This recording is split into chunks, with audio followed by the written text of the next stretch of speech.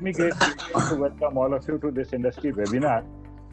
We have students as attendees on this webinar. A very warm welcome to the students and students from the first year also and from the second year. We have faculty members across all the functional areas as attendees on this webinar. A very warm welcome to my esteemed colleagues. We have the director himself, Dr. Das, as the panelist on this webinar. Thank you, Dr. Das, for sparing the time, and a very warm welcome to you as well. Yeah, thank you, thank you. And most of all, we have our esteemed speaker, Mr. Atul Jain. A very warm welcome to you, Atul. It is an absolute honor to have you here. A very warm welcome, Atul. Right? Thank you so much, Dr. Rajneesh. Pleasure having you, right? So a brief introduction about Mr. Atul. For those of you who do not know about Mr. Atul, I, of course, had the good fortune of meeting him over the past 6 years on multiple occasions. He's one person who has been willing to spare time to force on many occasions, so I should definitely thank him. In terms of Atul, he did his engineering from IIT Delhi in 1987 and his MBA from IIM Calcutta in 1989. He is the Executive Vice President of Orient Electric. He's a well-rounded business leader who has played many senior management roles like that of Chief Operating Officer, Country Manager, and many more. And over his 30 years of corporate experience, he has held various senior business leadership positions with the likes of corporations and MNCs like Diageo, Coca-Cola, Airtel, Godfrey Philips, Jumbo, Samsung, and of course, presently Orient.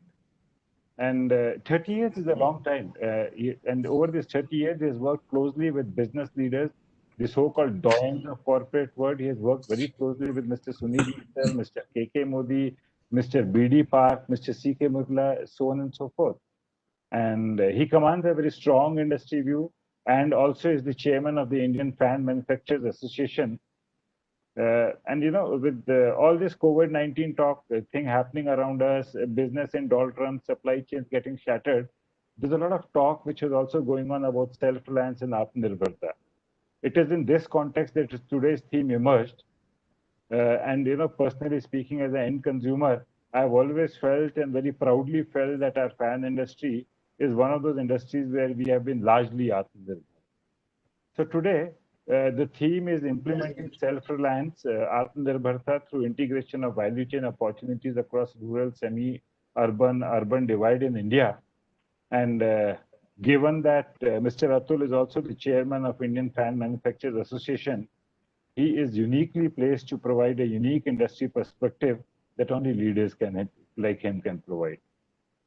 So that is a brief introduction about Atul and the context of this webinar.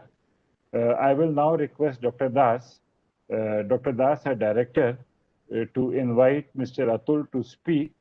Dr. Das, over to you, please, if you can hear me. Thank you, Professor Rajneesh, and thank you, Mr. Atul Jain, for agreeing to spend time with us and sharing your vision and experience to our students. A little background to this, you know, when this lockdown started and the labor migration started happening, we were having our own internal discussion with Professor Rajneesh and other professors. And we were saying that, you know, if the manufacturing has to shift to the rural area, or if not manufacturing, if the value addition is to shift to the rural areas, then there would be a lot of complications besides the infrastructure. So how do we, you know, learn from this as to what can be done? So we started looking for, you know, Professor Rajneesh should recollect, we say that let's identify some good person who's got some experience in this, in what we call distributed manufacturing. But then distributed manufacturing was a term which not very clearly, you know, comprehended or understood from the point of view that we were wanting a lecture on.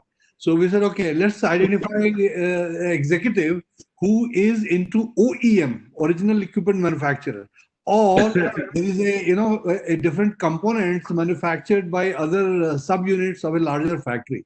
Like, you know, for example, Hero motorcycle manufacturer would have 20, 30 ancillary units would make certain things. And then we started hunting around, and Professor Rajneesh did a wonderful job. And then he got in touch with you, and then you are here with us to talk to a student. So, so that's the learning we are expecting. And for students who are attending this webinar, you see, when the manufacturing traditionally is what we call the centralized manufacturing, with large plant and do everything. And at best, organizations do OEM model, like a little outsourcing of some of these components. But these ancillary units are also very close to each other, close to the main factory. But if the OEMs were to go far away from the main plant, how things work out? Things get very complicated. So we said that we would all be interested to learn how to, organize things. So let's start with this particular one here, which Mr. Jain, and we have actually lined up another similar seminar from a professor from Taiwan. Okay. He'll be talking about this in I think 17th July. Some such Okay. have been announced. And if you recollect, when the became dirt cheap in the mid 80s, you would be able to recollect. These wristwatches, calculators started getting sold in baskets. From a high price, prices dropped. And the reason for this price drop was Taiwan. They took manufacturing to the rural areas where the manufacturing or the value addition could be done at nominal price. So we are hunting for a professor from Taiwan to share his experience and knowledge. We were able to identify one professor. He'll be talking to our students in July, I think 17th July. So I'm sure students would learn a lot. But your lecture here would be of immense value to our students, because you are in the thick of the Indian scenario and thick of Indian settings. And how do we take forward this Government of India's initiative of Atmanirbhar Bharat, self-reliance?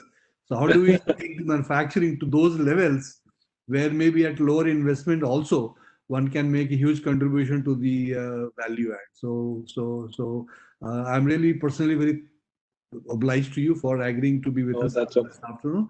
And I'm sure our students would benefit a lot from your lecture. So over to you, Mr. Atul. Thank you, Dr. Jitendra. This is actually an absolute honor to be here. And Professor Rajneesh called me and he sent me a message, I think 3 or 4 weeks back. And I was very happy to come over there. One thing which COVID has done is that we all are working kind of independently. I'm right now sitting at my home and I'm working from there, like many of my other colleagues are. And so we have much more flexibility in terms of managing our time. And so the joint meetings also are done. They're done on Microsoft Teams and everybody is on time and finishes on time. So we have a far more flexibility and I was able to accept this. It's always been a dream for me to come and meet students from premier colleges, those who are in the thick of the next generation, as we call. And Professor Dr. Das, I'm very glad to hear the thought process going behind you looking at topics and you looking at so-called subject matter, people who know, or experts or industry professionals or professors from institutes. I think it goes a lot into saying about the high quality of work that a Ford School is doing. And I was quite impressed when I had come for the placement session and I was told that the school holds very high principles in terms of how they look at education. It's not commercial education that you are looking at, and it is more of a holistic education, which I think it's very nice. It's important for all students, the next generation, to not be completely into a commercial managerial mindset rather than into a more broader mindset, which I think your institute is doing. Mm-hmm. So happy to be associated and happy to contribute in whatever my little way. By the way, I would like to get the opportunity with the Taiwan professor. Do send me a link if you can, and if it's no, sure, we'll do that. We'll do that. We'll let you know the dates and all that. That's absolutely fine. I will try and see if I can also attend and learn from him. Yeah, sure. Yeah. So great. Welcome to all the students. Thank you for taking your time. I do not normally. I like to interact in a face-to-face. I like to be in front of a gathering and actually look at them, get their feedback, to have a two-way interaction with them. However, in the current scenario, that doesn't seem to be possible.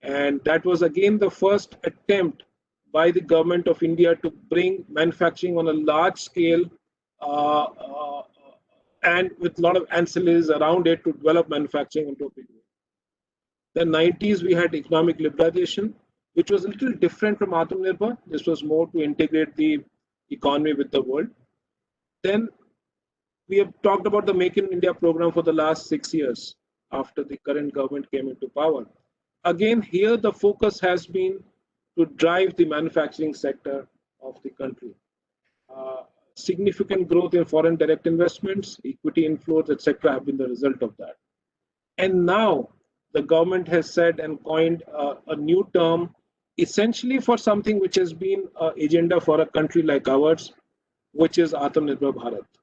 Now, for this, the meaning and the context is slightly different, and we will go into that a little bit now and try and understand what it is.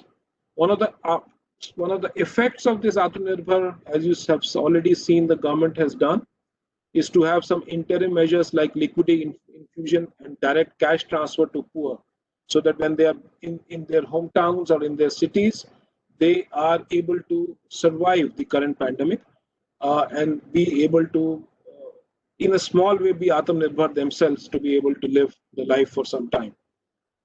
Long-term reforms need to, of course, be done in growth-critical sectors. You can take jute, food crops, etc., to make them globally competitive and attractive. These are some of the steps which the government is taking to make ourselves Atmanirbhar.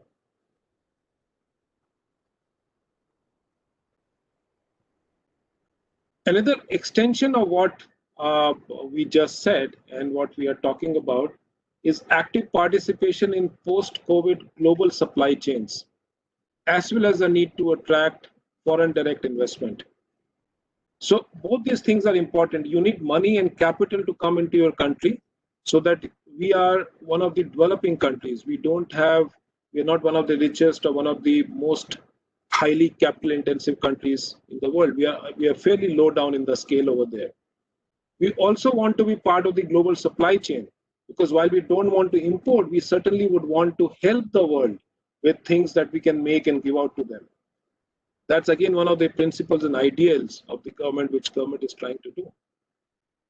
We're also talking about decentralized localism that takes pride in local brands, emphasizes resilience and flexibility, and encourages local capacity building and indigenization.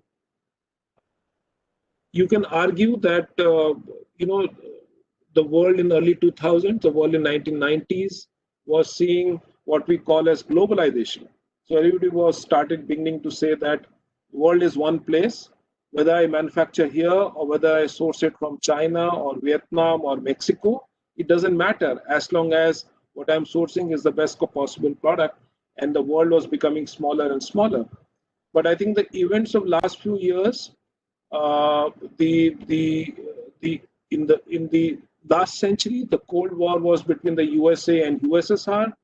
And now in this century, we're beginning to see the early seedings of what could actually be the erstwhile Cold War of the last century into US and China, cold and maybe even a direct, more than a war, more than a Cold War happening between the US and China.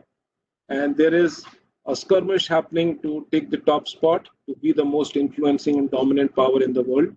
And that has already started. And I think I sense it is very early days for that. The coming decades will probably see strengthening of that war between US and China. Don't take war in the literal sense. We're not necessarily saying a combative war, but we are saying a war from all sense. A trade war, an economy war, a product war, a technology war, which is happening and which is likely to intensify between these two, a superpower and a wannabe a superpower, which is China. Idea of self-reliance is now coming up mainly in this background, mainly in the fact that now pandemic has said that the world has to protect itself in its own local way. And there is this war threat which is going to happen between US and China.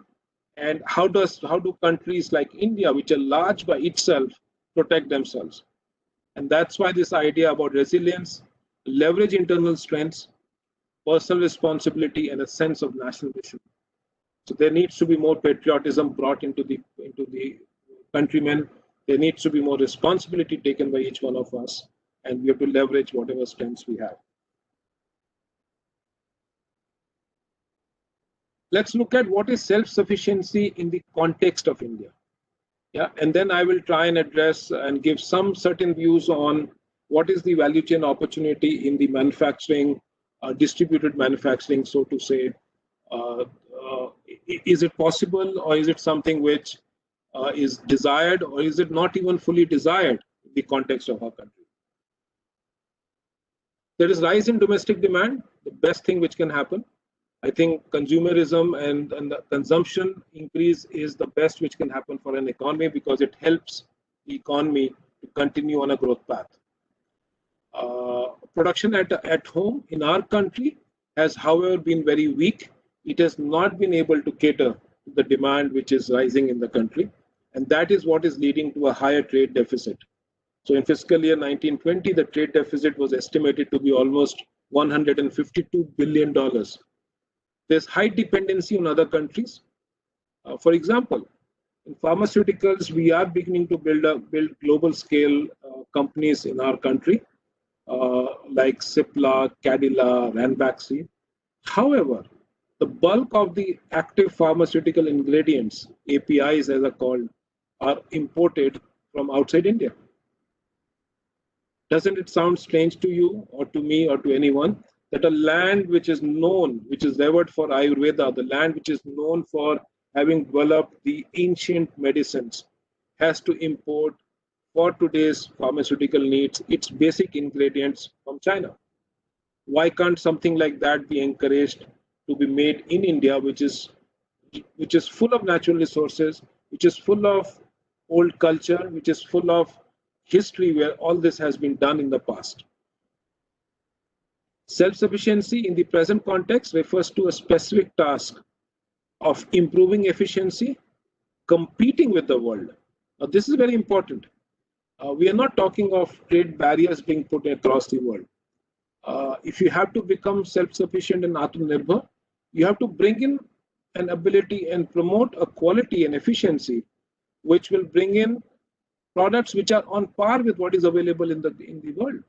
We're not talking about having substandard products being made in India and hoping that products from outside will not come in at an equivalent cost if they're superior to the products here.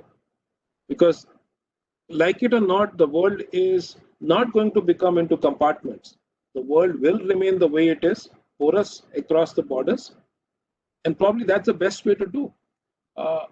Just that every independent country, and especially India, will have to ensure that they make enough manufacturing strength inside to be able to compete with products which want to come from outside into India. We also have to help, as the current government is saying, to say how we can help the world with our ancient knowledge, with the vastness of our system. And I think I have a slide on that which I will just share. Why is it very important to achieve this goal of whatever, Atmanirbhar, to produce more, not to be dependent on others? There is long need for efficiency enhancing reforms that could make Indian producers competitive in the global market. And hence, I sense the government is wanting to bring in those reforms so that the Indian industry can be far more efficient than what it has been in the past and actually compete with the global market. When it competes with the global market is when it will be able to stop the outside products from coming in, because we are producing equivalently good products at equivalently manageable cost.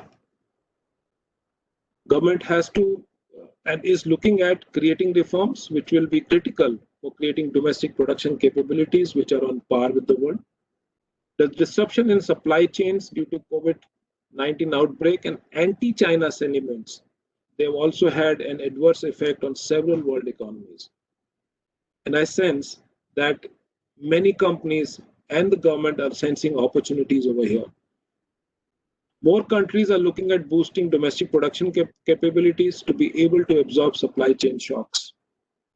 You might find that suddenly there is closure of a particular facility in part of the world, which was very, very important for your own manufacturing.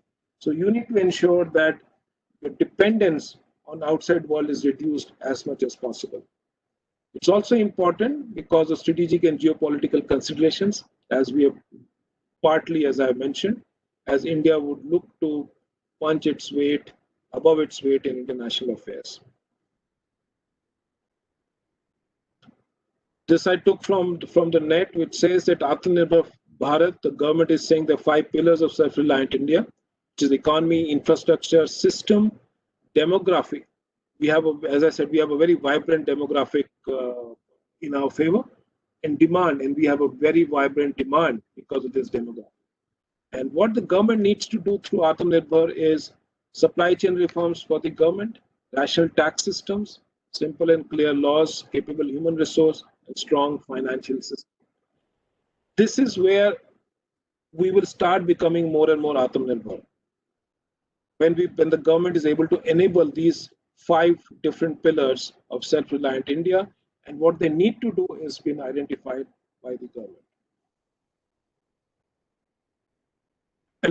Another thing which will help in Atmanirbharta is vocal for local. What does this mean? Basically, what it says is that you're promoting your own products, not only within yourself, but also to the other parts of the world.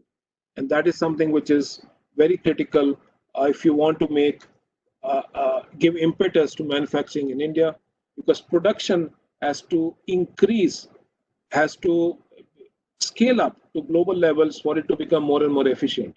And if it does not become that, then you will always be at a threat for foreign products to make an entry into your country. Let's look at local. What is the local manufacturing and what is the need for it? As we believe now, local is not just a need, it is also a responsibility. Local has to become a mantra of our life. In fact, the global brands that we all see were sometimes like this. They were very local. But when people started using them, when they started promoting them, when the brand started becoming more and more global from local products. So it is the responsibility of countrymen in India, all of us, to promote local products, to consume local products, to talk about local products. COVID-19 has also taught us the importance of local manufacturing, already mentioned, local market and local supply chain. All our demands during the crisis were met locally the last 3 months, and now what the government and what we all need to do is to look at local products and help local products become global. And of course, there are multiple incentives or multiple reforms that the government will be doing, which is a separate topic for discussion. We're not discussing that over here. But point is, increase manufacturing, increase local manufacturing, and increase local consumption. That is something which we have to look at. I give you an example, which I put down here, which is from IKEA. And if you look at IKEA, it started in Sweden in 1943, but it took almost 20 years or little more than that before they opened their first international store outside. So it was all vocal for local. It was all local consumption being talked about. And then gradually the brand started expanding and diversifying across the world. And then from the 60s, you will find that they started moving across all over the world. And today IKEA is a global brand known for certain very things. Coca-Cola is another example, which I mentioned here, which is a brand which started in Atlanta, US in 1886, almost 130, 40 years back. And it continued to be a local product, a local drink for about 50 years. It just went within the country, and US is a very vast country. And similarly, India is a very vast country. So if products in India can actually go from one part of the country to other parts of the country and become bigger and bigger, and they can start becoming bigger brands within the country, which gives them the muscle power, which gives them the manufacturing capability and the capacity and the efficiency to actually start looking at going global. And this can only happen if we countrymen in India say that vocal for local, that we will be consuming products which are made in India, we will be promoting products which are made in India. And from manufacturing point of view, we as manufacturers, and if I represent the manufacturing companies that I work in now, we have to ensure that we expand the reach of distribution across the country so that products are made available to everybody at a reasonable price. If required, we even manufacture at different parts of the country if it makes sense to from a financial angle for the company. Coca-Cola, IKEA, two iconic global brands which became big in their country, in their regions, before they actually ventured out and became global brands. So today also in the US and in the Nordic area, in the US, Coke is the clear dominant player in their category. IKEA is the clear dominant player in their business segment in their regions. So today also people identify in that region with these iconic brands. Do we have in India something like this? I can't think of anything. There's hardly any Indian brand that we so proudly feel and we proudly talk about. Is there potential brands like this? Potential products like this? Yes. Khadi is one example. Why can't Khadi be manufactured in a little more formal way and distributed, manufactured across tier 3, tier 4 cities in the country? Some brands closer home, which many of you and us and me would have experienced. Ruh Afza is another brand, another product, which is very typically Indian product. Why can't we take pride in the product and actually help it become global? Chyawanprash, another very Indian products. A lot of Ayurveda, a lot of products linked to the concept of Ayurveda are very Indian in nature. And they can actually be, we can talk about it, we can continue to consume it and continue to promote it so that they can become global brands. And how can we manufacture them in a small scale industry across the country? How can we promote small manufacturers to come up and actually promote it across the and actually manufacture it across the country?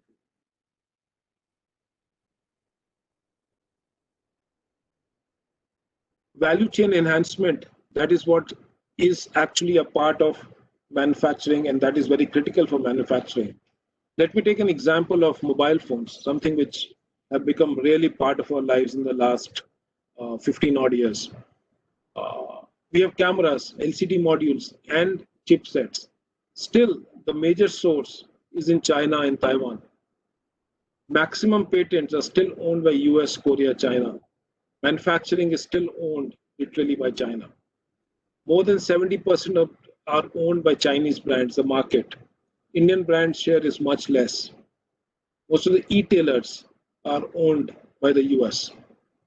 How can we actually help set up and help improve Make in India, help improve manufacturing of the same in India? We need to have innovation centers which need to be set up across different parts of the country.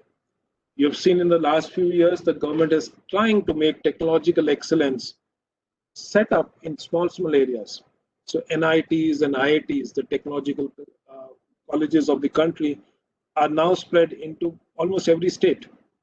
Idea is to build technological excellence in every tier 3, tier 4 place, small towns, so that manufacturing can excel locally in those parts.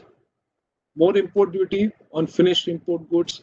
These are some of the trade barrier kind of measures which are put in place, which also are required and which the government is doing. General trade market interest to be saved, to make stricter predatory pricing policy, make it stricter so that people from outside do not make life very difficult for manufacturing industry in India, which is trying to come up to world-class levels. So the value chain is such that Right now, for mobile phone, components are made all over the world, primarily in certain parts of the world.